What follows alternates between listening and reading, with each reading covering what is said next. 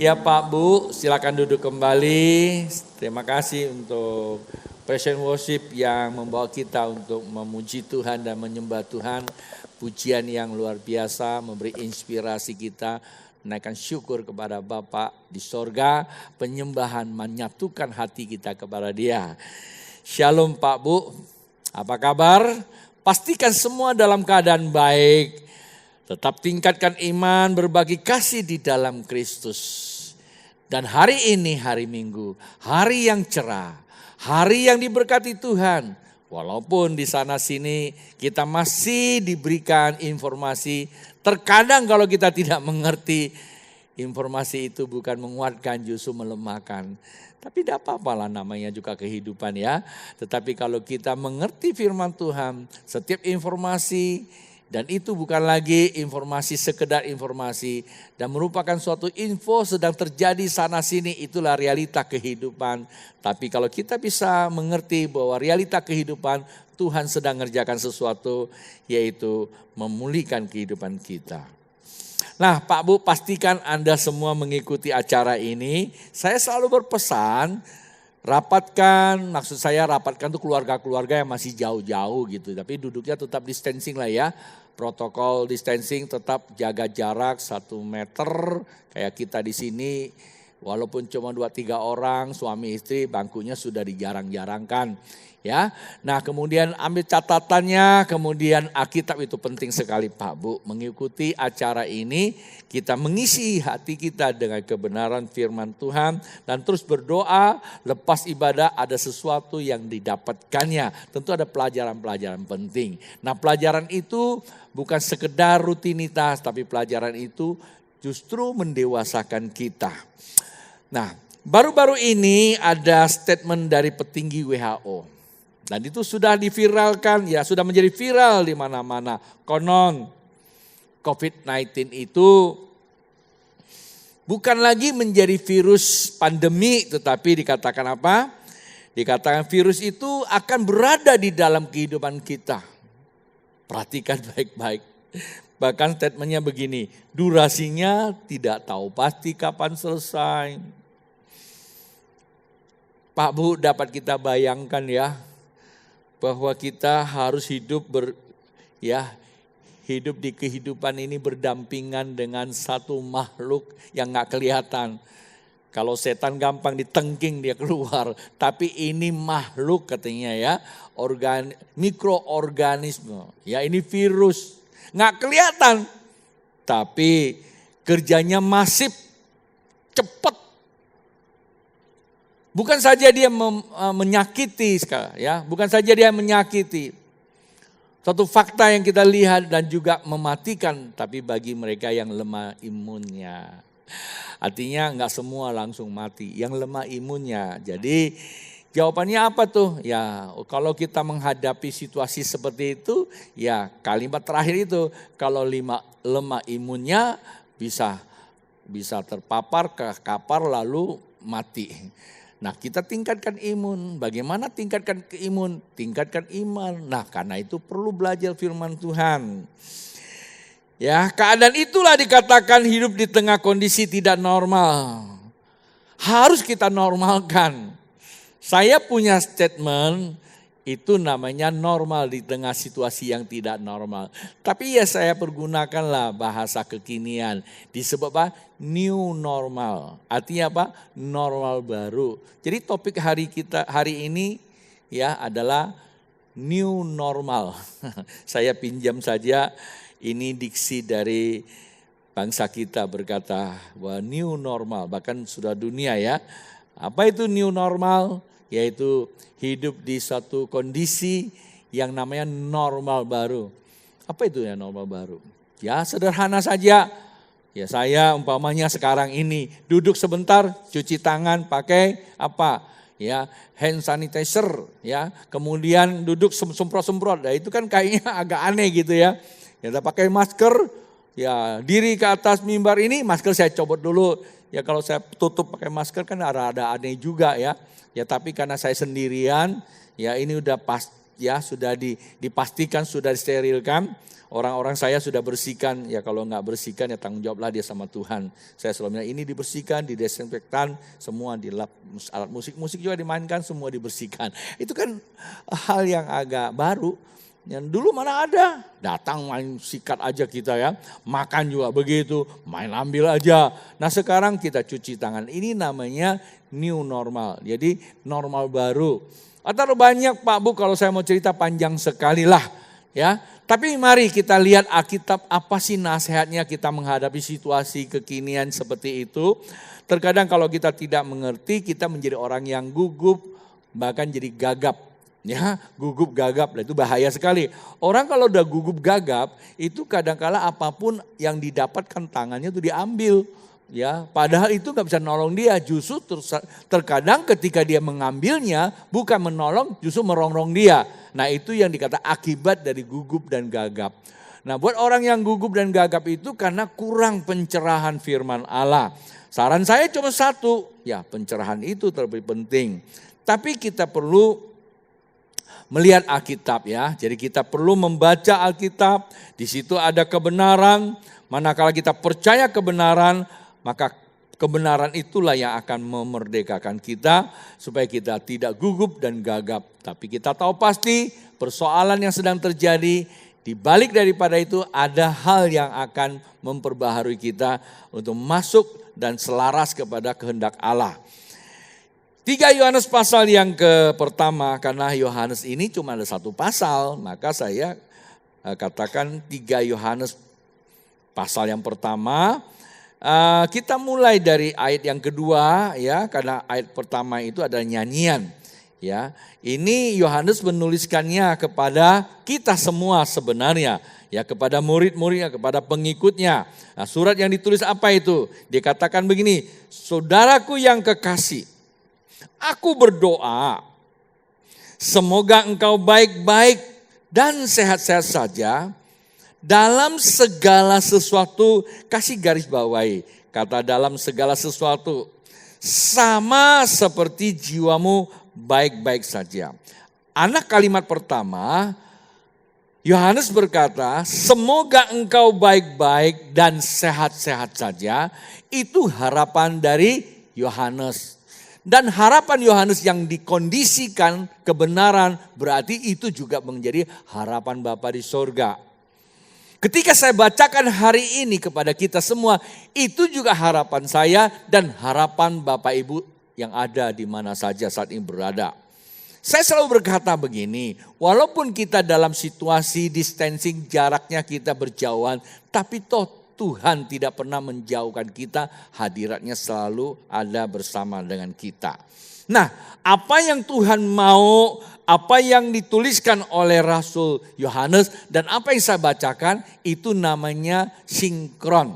Jadi kata sinkron itu berarti sama. Maksudnya apa? Supaya kita baik-baik, sehat-sehat. Nah, sehat-sehat ukurannya apa? Apa yang kita hadapi sebagai ukuran dan apa yang kita hadapi. Nah, saya mulai dulu dengan apa yang kita hadapi. Kita harus menghadapi satu situasi. Situasi apa itu? Dalam segala sesuatu, memang tidak disebutkan. Dalam segala sesuatu. Coba kita renung-renung sedikit lah. Kita pikir-pikir sedikit lah. Dalam segala sesuatu. Kata dalam berarti kita ada di tengah-tengah itu. Apa itu segala sesuatu? Ya bisa saja gelas pecah ya segala sesuatu. Mobil tabrakan ya segala sesuatu. Ya, kebakaran ya segala sesuatu, banjir ya segala sesuatu, perang ya segala sesuatu. Apalagi terlalu banyak kita bisa simpulkan segala sesuatu. Tapi oke, lepas dari sana realita kehidupan kita apa segala sesuatunya? Yaitu sesuatu yang tidak normal. Artinya kita sedang menghadapi situasi yang tidak normal. Bagaimana kita menghadapi situasi yang tidak normal? Supaya kita baik-baik sehat-sehat. Boleh nggak saya menggunakan kalau baik-baik sehat-sehat itulah sesuatu yang kita punya. Normal-normal sajalah. Terhadap sesuatu yang tidak normal. Bolehlah kalau saya menggunakan bahasa kekinian yang sedang populer, viral. Itu new normal. Apakah ada jaminan? Kalau kita lihat kembali doanya semoga, ya berarti masih belum pasti. Semoga engkau baik-baik saja. Coba Pak Bu, lihat kiri kanan di rumah. Itu kata Pak Rasul Yohanes itu semoga. Kata semoga itu belum pasti. Tetapi kalau kita baca secara konstruktif, dibangun kita mengerti maksudnya apa. Supaya engkau baik-baik dan sehat-sehat saja, tapi tolak ukurnya, sebagai standar ukurnya apa? Jangan kita terjebak kepada situasi kekinian yang sedang pandemik, yaitu COVID-19. Jangan kita masuk ke sana, kemudian kita terjerat ke sana, kita tidak bisa keluar dari sana, akibatnya kita jatuh di sana. Tapi dikatakan, sama seperti jiwamu baik-baik saja. Nah, yang menjadi pusat kontrol kehidupan kita yang harus kita perhatikan adalah jiwa kita. Jiwa kita mengontrol hidup kita. Dikatakan hidupmu baik-baik saja sebagai tolak ukurnya, sebagai standarnya, sebagai barometernya. Mudah-mudahan bahasa saya ini bisa dimengerti. Adalah jiwa. Nah, jiwa itu harus baik. Kalau jiwa kita baik, maka hidup kita baik. Kalau hidup kita baik, walaupun sana sini tidak baik. Ada nyanyian dari Salomo di dalam pengkhotbah. Saya lupa itu lagunya. Ini mestinya para pemusik ada di sini. Walaupun anggur tak berbuah ya, pohon zaitun tak berbuah. Apalagi aku tetap bersuka cita. Pokoknya seperti itulah. Walaupun pohon arah. Ya, itu mungkin karangan saya lagu itu. Aku tetap bersuka cita. Kenapa? Karena aku tidak hidup di dalam situasi dan kondisi. Situasi dan kondisi kekinian itu sifatnya sementara. Fokus hidup saya bukan kepada situasi kondisi, artinya bukan hidup dalam keduniaan. Tapi fokus hidup saya adalah kepada Tuhan. Jadi segala situasi yang sedang terjadi Pak Bu, itu sifatnya dinamika. Kalau kita bisa memaknai, maka sebentar pun akan lewat. Walaupun kata petinggi WHO, durasinya gak ketahuan, gak ada urusan kita sama dia. Mau COVID-19 kek, mau COVID-20 kek, mau COVID-21 kek, gak usah kita persoalkan. Yang kita persoalkan sekarang bagaimana hidup kita selaras nggak dengan jiwa kita. Yang pertama. Yang kedua, jiwa kita dalam konteks apa? Jangan-jangan hidup kita memang bergantung pada jiwa kita, pusatnya. Tapi jiwa kita sudah hancur oleh pemahaman kebenaran yang keliru, yang berseleweran hari-hari ini. Gampang kita comot sana, comot sini. Begitu kita open kita punya laptop, semua muncul. Bisa kita pelajari. Tapi pertanyaannya, apakah itu kebenaran? Jangan-jangan kebenaran yang terselubung. Kita dibawa, digiring terus. Kata Alkitab, kelihatannya jalannya lurus, lancar-lancar, luar biasa. Tapi ujung-ujungnya apa? Bapak Ibu yang menjawabnya.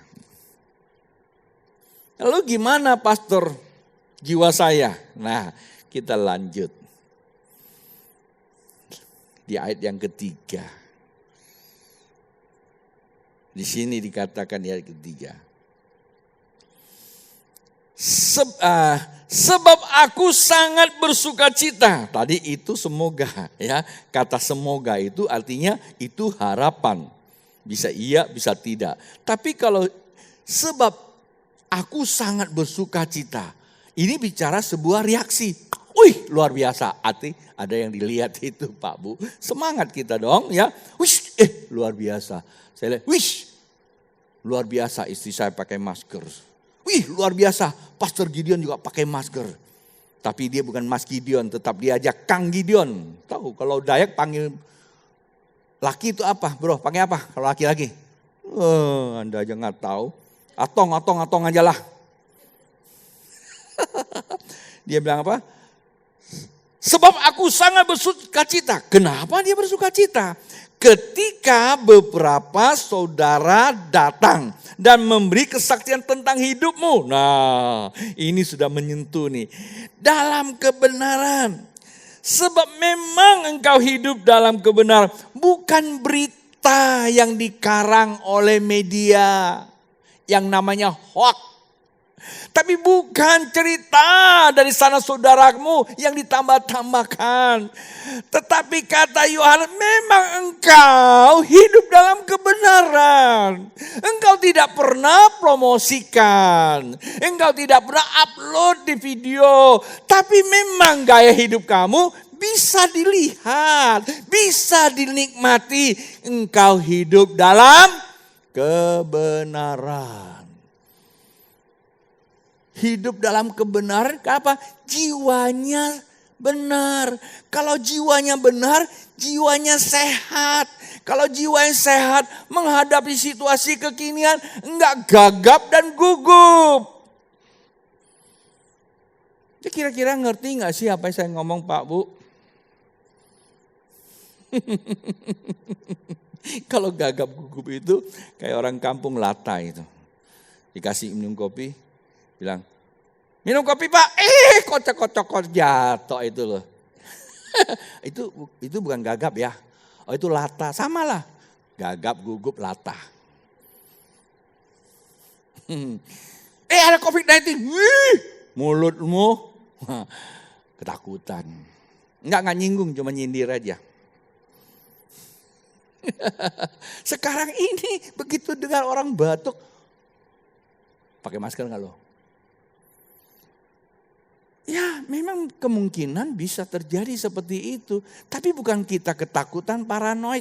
Tapi kita jaga kesehatan, itu terpenting. Jangan gagap dan gugup. Nah bagaimana kita bisa menghadapi situasi seperti itu? Kata Rasul Yohanes, saudara-saudaranya, orang-orang murid-muridnya itu mempunyai sebuah tampak hidup di dalam kebenaran. Karena kebenaran itulah menjadi kekuatan hidup seseorang.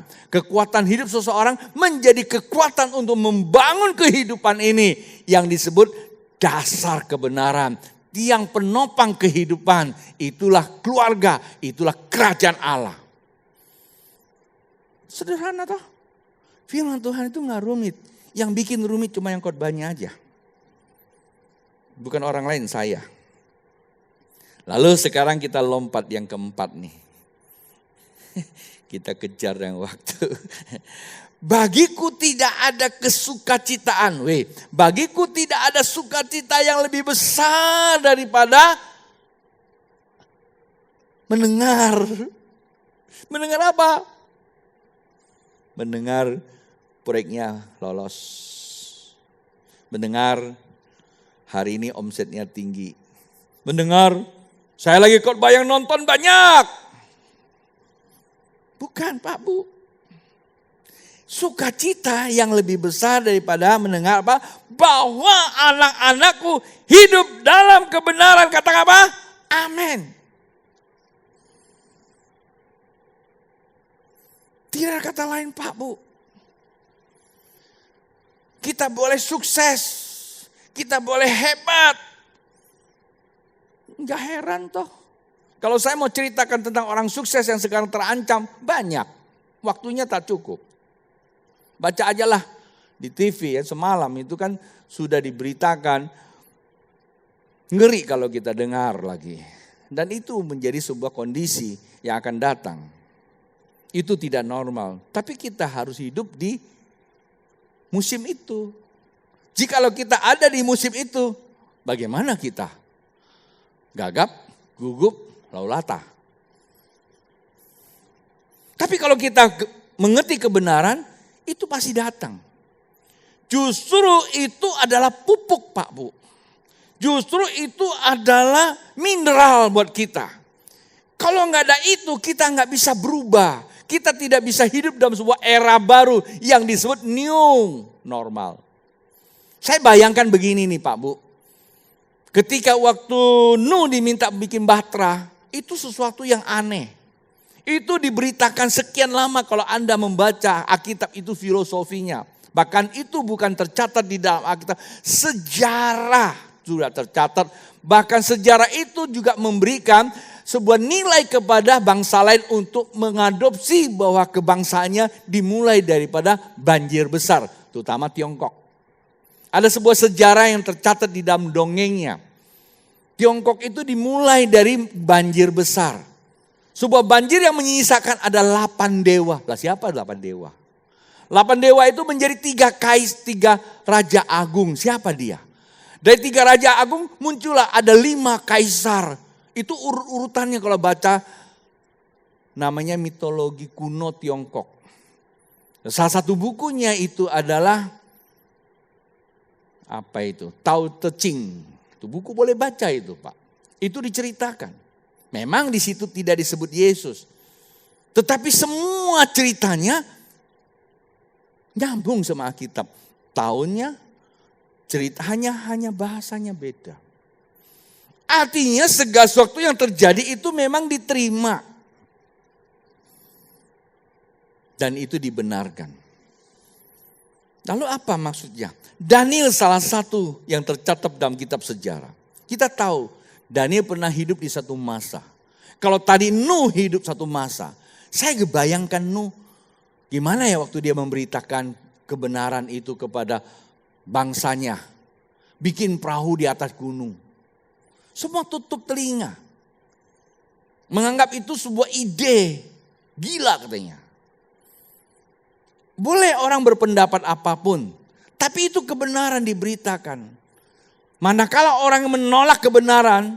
Dia nggak ngalami berkat Allah. Sehingga tinggallah 8 orang itu. Dan sisanya yaitu binatang-binatang. Kadang-kadang saya berpikir mereka-mereka ditelan sama air bah itu.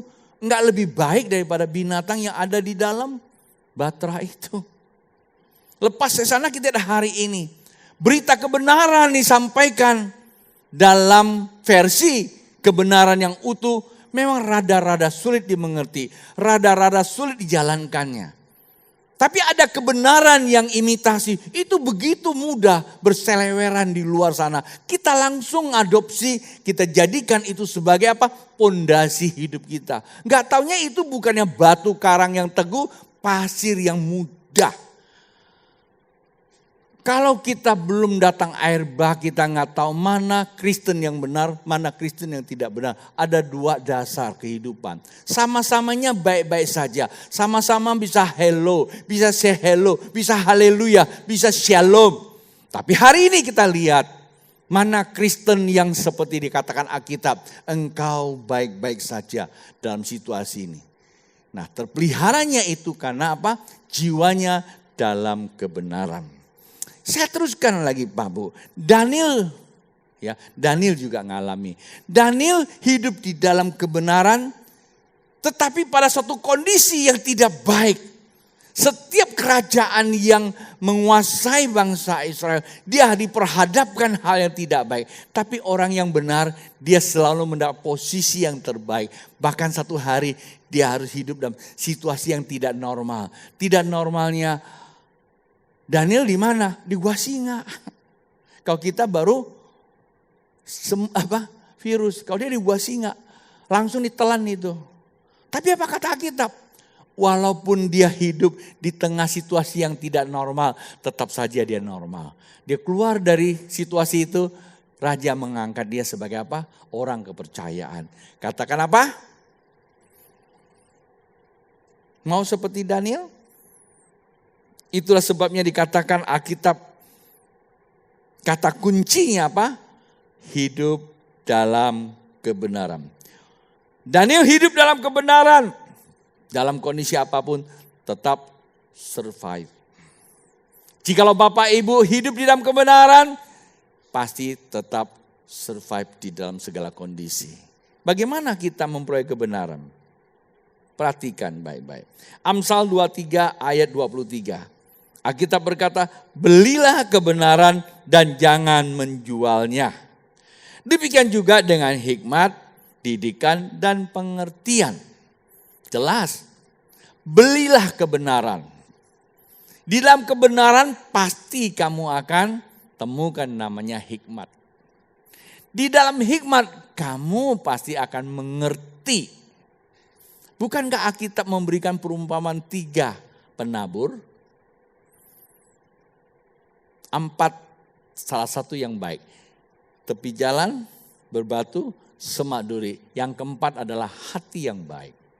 Tapi dari yang keempat itu ada 3 tingkatan. 30, 60, 100. Apa yang membuat imannya menjadi progres? Ada pertumbuhan. Tidak limit, tidak dilimitasi, tidak dibatasi. Apa?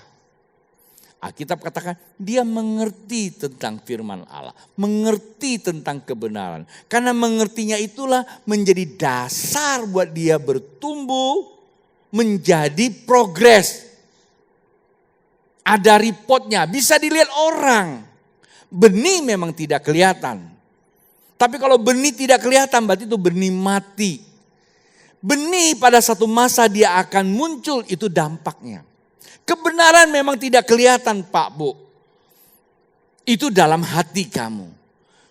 Itu benih. Tapi kalau kebenaran yang benar, yang absolut, yang dinamis, dia akan bertumbuh. Nah itu bisa ada dampaknya.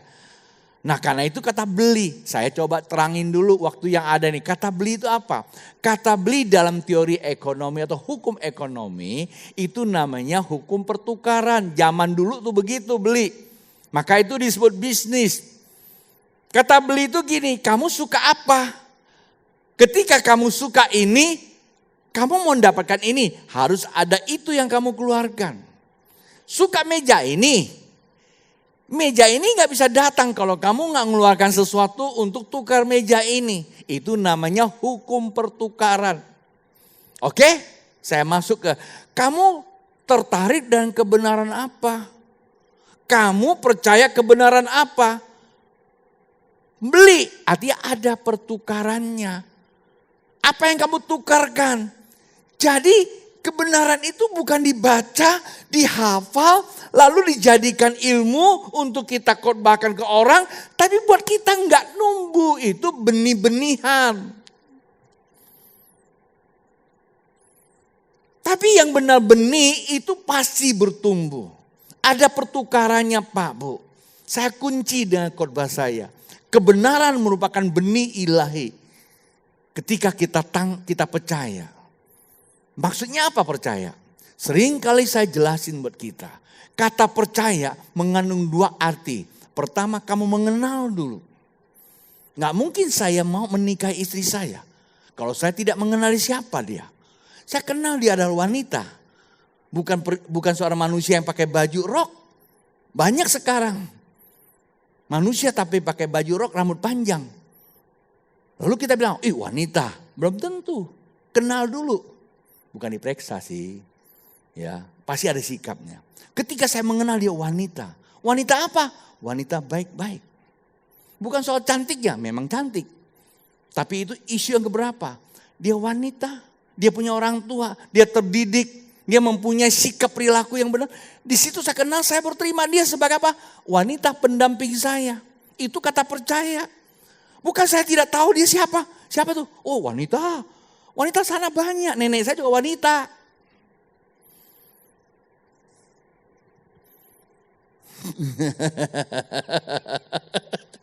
Nenek saya juga wanita. Wah, saya mau cerita ini udah panjang karena khotbah nggak boleh bawa sana. Kalau guyonan saya bisa lah cerita wanita sampai panjang nanti 3 jam nggak selesai. Ya, kalau saya udah terima jadi pendamping saya. Jadi apa? Percaya adalah mengenal dan menerima. Nah, sekarang saya mulai mau percaya kebenaran. Saya mesti mengenal dulu itu kebenarannya. Saya tenggelam, saya katakan, saya renungkan. Sampai saya menerima, bukan saya mau terima, tapi dia terintal ke dalam memori akal budi saya, tulis di dalam hati saya, menjadi loh batu buat Tuhan hadir. Lalu apa yang keluar? Saya mesti keluarkan tukarannya apa? Nah, saya ambil contoh ya. Secara logis umpamanya pertukaran itu adalah apa? Kebenaran itu adalah kasih. Ya, kalau saya katakan ini kebenaran adalah kasih, secara logis siapa? Secara logis adalah masuk di akal, bisa diterima, bisa dimengerti. Contohnya adalah di dalam 1 Korintus pasal yang ke-13. Kalau saya berkata saya mengenal kasih, ini kebenaran. Oke, itu kan cuma benih. Tapi apa yang saya mesti keluarkan? Kasih. Karena saya ambil contoh kasih ada di dalam Alkitab. Bagus sekali. Yang saya harus keluarkan secara konsekuensi logisnya adalah 1 Korintus pasal yang ke-13 ayat yang 4. Saya bacakan Pak Bu, perhatikan. Ini ayat-ayat yang terakhir saya tidak terjemahkan karena ini jelas. Kasih itu sabar. Kalau saya katakan saya punya benih kasih, saya sabar enggak? Saya mau berterus terang kurang sabar. Yang tahu saya sabar tidaknya istri saya yang tahu. Kurang sabar. Tapi sedang menuju sabar. Kasih itu murah hati. Bukan menuntut tapi memberi. Kalau Anda percaya kebenaran itu adalah kasih, murah hati enggak? Murah hati cuma hanya kontekstual. Orang yang dikenal baru Anda keluar. Justru orang yang tidak menyentuh hati kamu, kamu tutup padahal itu butuh. Kasih itu keluar dari diri kamu, murah hati itu karena sesuai kebenaran Allah. Ngerti apa kewajiban kita. Udah ngerti? Apalagi? Ia tidak cemburu, tidak memegahkan diri, dan tidak sombong. Itu pohonnya. Itu buahnya. 15 apa? Ia tidak melakukan yang tidak sopan. Dan tidak mencari keuntungan diri sendiri. Serakah umpamanya. Enggak. Bisa mengerti? Itu yang dipuji oleh Yohanes. Aku sukacita sekali melihat kasih-Mu itu. Murah hati. Walaupun berjauhan, distancing. Tapi berkatnya nggak jauh, ngalir terus. Terima kasih buat yang suka ngirim berkat. Tidak pemarah. Tidak menyimpan kesalahan orang lain. Dendam. Gara-gara dia ngomong salah, keluar dari gereja. Nyindir gua tahu nggak? Memang bibir gua gede. Tapi istri saya suka. Ini pendeta nyinggung, gua punya bibir gede. Saya kasih contoh aja, nggak ada sih jemaat sini yang keluar karena bibirnya gede. Kalau ngomong gede ada. Ia tidak suka karena ia tidak bersuka cita karena ketidakadilan. Ya enggak. Kalau dia sudah tidak adil nih, dia nggak bersuka cita tapi mengerti bahwa tidak adil. Saya kemarin lagi menyeleksi kembali tentang format gereja. Saya melihat ada beberapa situasi yang sangat miris hati saya. Bagaimana saya mesti mengambil keputusan. Saya minta tolong Fit, kamu periksa dulu Fit. Kita tidak boleh mengambil sebuah keputusan karena kondisi. Tapi karena manifestasi. Karena kita gampang mengambil keputusan karena lata, karena gugup. Tak boleh. Harus ada verifikasi kebenaran. Kita boleh mengambil sebuah keputusan kita suka cita tapi orang lain penderitaan. Tetapi ia bersuka cita karena kebenaran. Tujuannya, ia menutupi segala sesuatu, percaya segala sesuatu, mengharapkan segala sesuatu, sabar menanggung segala sesuatu.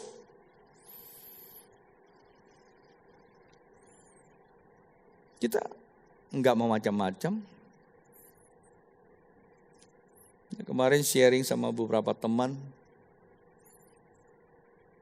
Dan yang tahu saya dari awal Jakarta ke Pontianak dia tahu. Sering kali kita menghadapi fase-fase. Mungkin musimnya berbeda tetapi konteks pengalamannya mirip-mirip juga. Menghadapi banyak situasi. Pandemi COVID-19 Pak Bu. Ini sesuatu yang tidak normal harus kita jadikan itu normal. Tapi tidak sampai di sini loh Pak Bu. Nanti sebentar lagi kita menghadapi gelombang kedua namanya ekonomi. Karena itu sudah Alkitab. Sampar pasti ada kelaparan. Walaupun kita tahu di mana-mana sekarang sedang ketika itu diviralkan oleh petinggi WHO, masing-masing menata kembali sistem kehidupannya. Pada satu hari pasti akan di-open. Kalau kemarin kita lihat di ILC, bagaimana cara Gubernur Jakarta menyampaikannya? Jikalau memang rakyatku bisa mengerti, 14 hari lagi kita di-distancing dengan skala luar biasa. Moga-moga 4 Juni kita bisa open. Tidak dibatasi lagi, boleh keluar. Apa haleluya bagaikan kancil lepas kandang? Enggak. Salah Pak Bu, kalau kita memaknai itu boleh. Supaya kita bisa beradaptasi di dalam kehidupan yang tidak normal. Karena apa? Karena si virus itu masih ada di kehidupan kita. Nggak normal kan? Ya kita normalkan. Pakai masker. Kayak sekarang kita agak nggak enak. Kemana-mana bawa namanya hand sanitizer. Semprot. Duduk semprot. Masuk mobil semprot. Keluar mobil semprot, ambil duit semprot. Kan tidak normal, tapi lama-lama jadi kebiasaan. Istri pulang disemprot, suami pulang disemprot. Saya lagi mikir beli itu semprotan. Semprotkan baygon sayang, bye-bye. Anak saya tanya dari Jakarta, pakai apa Pak? Dia kasih saya satu paket itu namanya apa? Terapi, ngasapin. Jadi saya pikir ya udah kirim 2 pot, pasang 1, kurang Pak, pasang 2. Malam saya nggak bisa tidur. Itu ngasap semua, kebanyakan. Saya kurangin 1. Saya tanya berapa duit? Mahal itu barang. Ya udahlah, sekarang ada yang baru, minyak kayu putih. Saya beli 1 galon, masukin aja, ngasapin tuh rumah. Katanya sih seperti itu, tapi saya nggak promosi sini lah. Nah akhirnya kita juga hidup gayanya kan agak aneh. Dan apakah itu cuma hanya sampai di sini? Tidak, selama virus itu tidak ada, kita akan terus dihadapkan situasi seperti itu. Tidak normal Pak Bu. Dan orang yang bisa hadapi situasi itu menjadi normal adalah orang yang mengenal kebenaran. Sehingga dia bisa memanifestasikan, menampakkan kasih Tuhan itu. Mengeluarkannya di dalam kehidupan. Bukan sekedar retorika, teori. Tapi benar-benar manifestasikan. Orang bisa merasakan sehingga seperti Rasul Yohanes katakan. Aku bersuka cita. Bukan karena berita mereka. Tapi memang kebenaran itu betul. Saya akan berkata saya bersuka cita dengan jemaat Tuhan yang dipercayakan saya. Bukan karena kata orang. Tapi semuanya hidup dalam kebenaran. Contohnya apa? Sabar menghadapi situasi. Sudah tidak datang gereja, enggak datang. Tapi murah hati, ya. Persembahan jalan terus, enggak usah disuruh lagi. Kasih persembahan, enggak perlu. Semua tahu diri gitu loh. Termasuk Gideon tahu diri juga. Enggak, guyon aja lu udah marah aja. Ya, apalagi semua itu keluar. Karena tahu kewajibannya. Akhirnya saya mesti selesai juga. Saya kemakan berapa menit waktu lewat. Jadi new normal. Keluarkan. Kalau engkau percaya dia keluar tuh. Kasih itu keluar sabar. Kemurahan.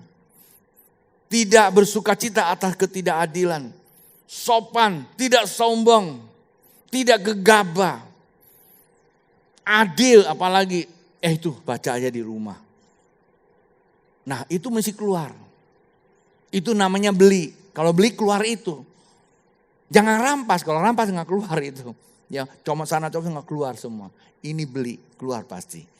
Jadi saya berharap firman Tuhan minggu ini bisa mencerahkan kita. Apakah Bapak Ibu mendapat sesuatu dari firman Tuhan? Kita belajar ya Roh Kudus. Tapi sekarang kita keluarkan firman Tuhan yang kita percaya. Kenal, terima, keluar. manifest dalam hidup kita. Nanti orang akan berkata, ini loh yang luar biasa. Dalam kondisi krisis mereka tetap eksis. Orang sana teriak krisis, dia tetap aja diberkati. Kenapa? Karena iman. Imunnya naik, penyakit tidak datang, berkat yang datang. Kalau kita nggak punya iman, imunnya turun, penyakit datang, mati iya. Ya, sederhana firman Tuhan. Mari kita bangkit berdiri.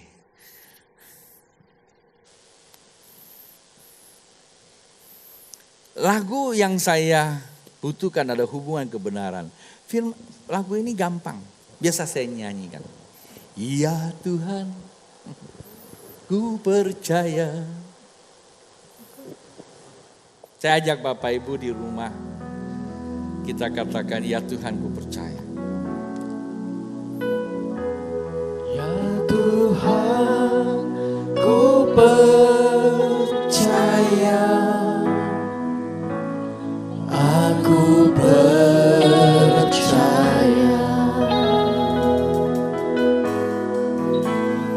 Lewati lembah air mata, aku percaya.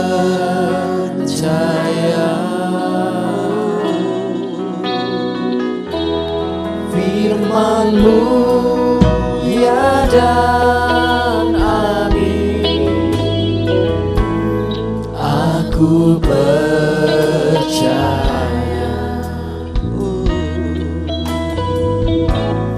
Kenangan sudah Kau jamin, aku percaya. Sekali lagi katakan, ya Tuhan ku percaya. Pak Bu di rumah, Ya Tuhan, dekatkan dirimu di monitor gadget TV. Katakan, Tuhan saya percaya. aku percaya. Situasi tidak normal. Lewati Terkadang harus cucurkan air mata. air mata, Jangan terjebak di sana. Percayalah kepada kebenaran. Beli kebenaran itu. Firman Tukar. ya dan amin, Maka akan membawa kita kepada kemenangan yang dijanjikan.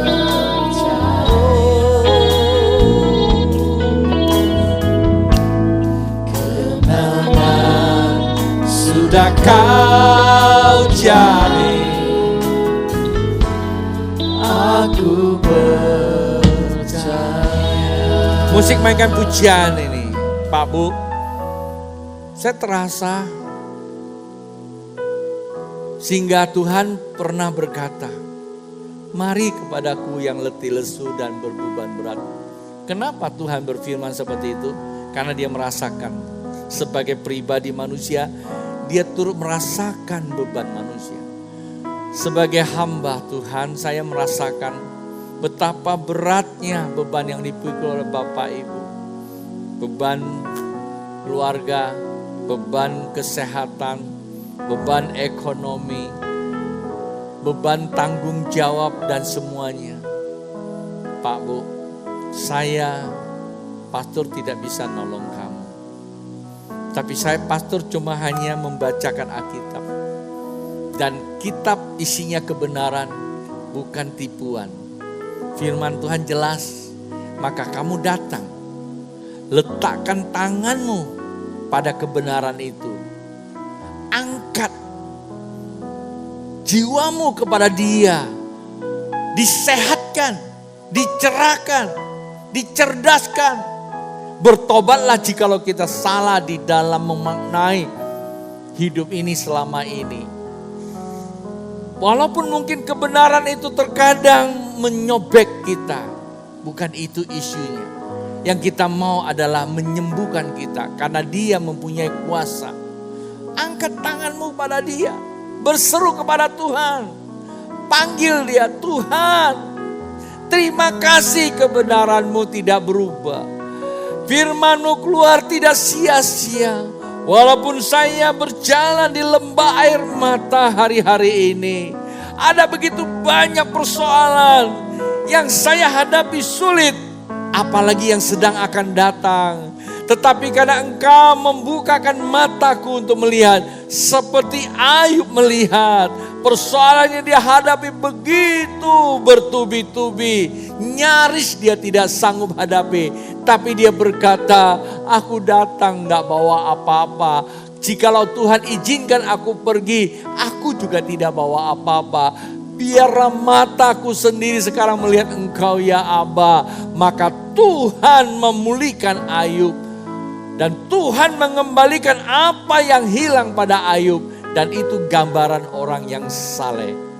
Pak Bu, hari ini berkat itu masih ada. Berkat itu masih ada. Mari Pak Bu, ada di depan layar TV-mu, layar monitormu. Saya tidak bisa tumpangkan tangan, tapi saya bisa mendukung Anda dalam doa. Bapa di sorga, firman-Mu jelas, kuasa-Mu jelas, semuanya jelas. Hamba berdoa Roh Kudus, tolong jemaat-Mu, tolong mereka, beri pengertian, bawa mereka keluar. Tunjukkan jalan, sembuhkan yang sakit, sehatkan yang lemah ya Tuhan. Pulihkan ekonomi mereka. Jikalau mereka sudah sempat hancur, Tuhan bangun kembali. Kalau saja Engkau bisa membangkitkan Lazarus, Roh Allah yang membangkitkan Yesus, Roh yang sama akan membangkitkan kembali semangat yang patah. Bangkitkan semua usaha pekerjaan yang sudah sempat menjadi reruntuhan. Tolong Tuhan, tuntunlah mereka. Hamba tidak tahu dan tidak punya pengetahuan, tidak punya kuasa. Tapi Tuhanlah yang kusembah. Ketika Engkau berkata, Raja bersuka cita karena kuasa, jemaat-Mu dapat bersuka cita memuliakan Tuhan karena kuasa-Mu. Engkau akan sambut mereka dengan berkat yang melimpah-limpah. Apa yang menjadi kerinduan jemaat, Tuhan karuniakan. Permohonan bibir tidak pernah Engkau tolak. Ya Tuhan Allahku, ya Tuhan Allahku. Saat ini berikanlah mereka yang terbaik ya Tuhan. Jemaat Tuhan,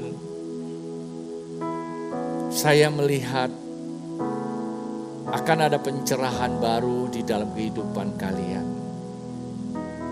Mahkota kemenangan bukan lagi sebuah janji, tapi sebuah realita yang sudah Tuhan sediakan. Sebab jemaat Psalm 21 ada jemaat lebih dari pemenang.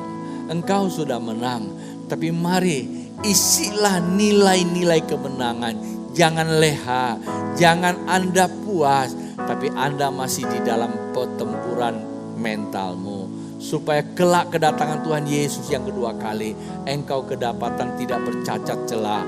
Mahkota kemuliaan akan diletakkan. Engkau turut memerintah di atas kehidupan akan datang.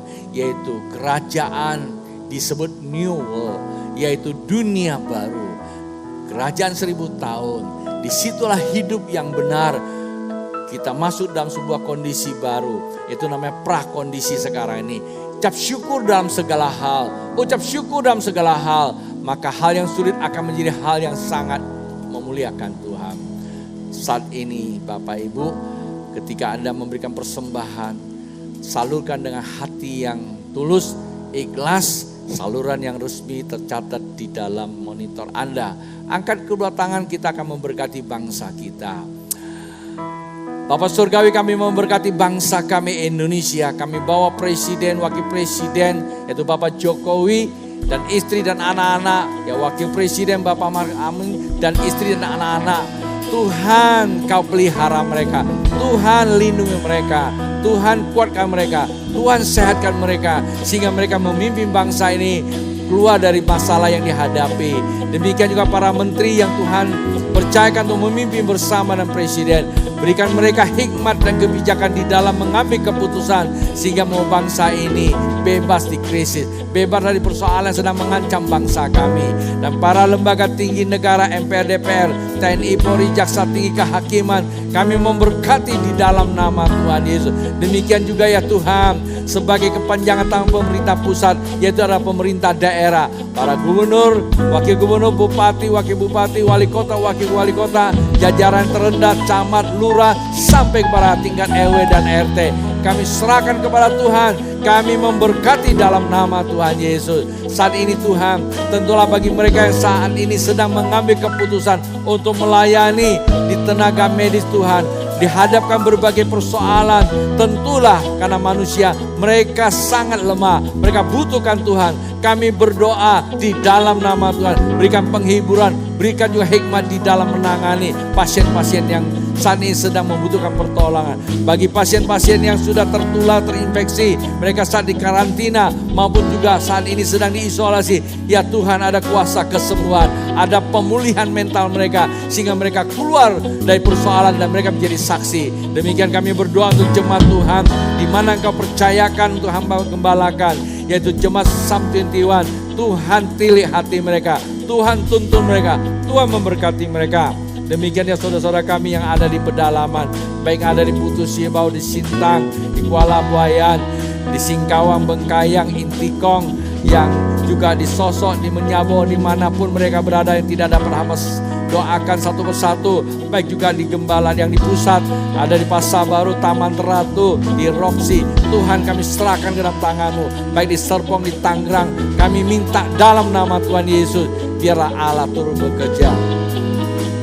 Jemaat yang dikasih Tuhan dan saya kasih, akhirnya ibadah secara virtual online service ini akan berakhir dan akan kita close.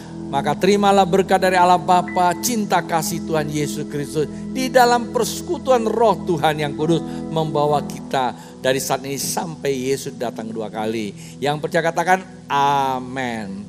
Pak Bu, akhirnya kita akan berpisah. Pastikan Bapak Ibu tetap mengikuti Morning Cafe dan hari Senin ada namanya Online on Fire, Iman dan Income. Jumpa kembali, dadah.